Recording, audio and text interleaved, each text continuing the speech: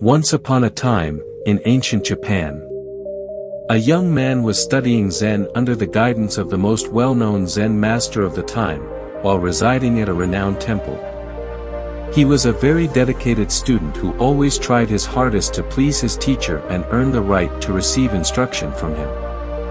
Consequently, the master was pleased with his student as well. He made the decision to give him a significant duty one day. The young monk was summoned by the master.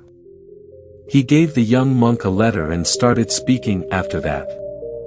He said, "Take this letter and deliver it as quickly as you can to its recipient in the city of Tokyo. The letter must not get dropped or end up in the wrong hands. This is quite important." The monk hurriedly gathered some supplies and a sword, then set out to deliver his master's vital letter. He moved quickly for a while till he arrived at the river with the narrow bridge spanning it. On the bridge, a samurai was visible. He had vowed to hold a sword fight against the first 100 men who attempted to cross it. He was desperate to finish the task by killing the young monk as well because he had already killed 99 others. "You crossed the bridge. You'll now have to battle me." He warned the terrified monk to get ready to die. He realized how significant the letter he was carrying was. He begged the samurai to let him deliver the message to his master and vowed to return to face his end. The samurai then granted him his request. He then returned to the temple. He was imagining his awful position as he made his way back. He went straight to his master when he arrived at the temple and explained what had occurred in the hope that he would assist him. But the teacher just replied, "You can never defeat the samurai in a sword battle. So you'll pass away. I'll explain to you how to pass away peacefully. Lift your sword over your head and close your eyes when you approach the bridge. Once you detect a cool touch on your skull, remain still and wait. It will be death."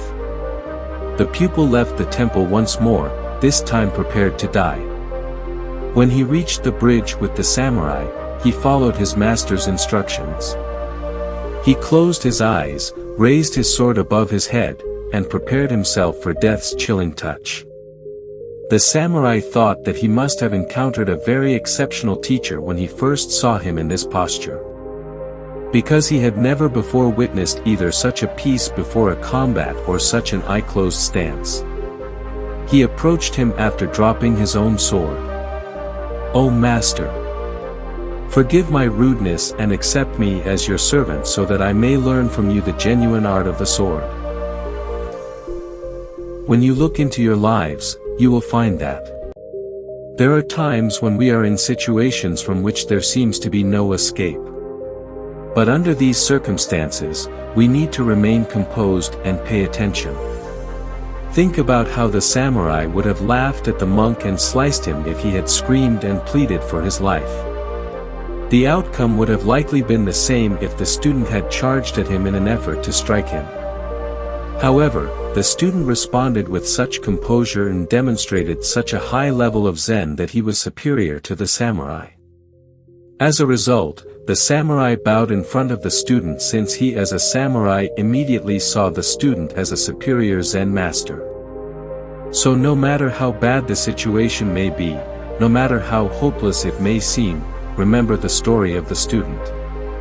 Close your eyes and stay calm and the samurai will bow in front of you too. Thanks for watching and stay blessed.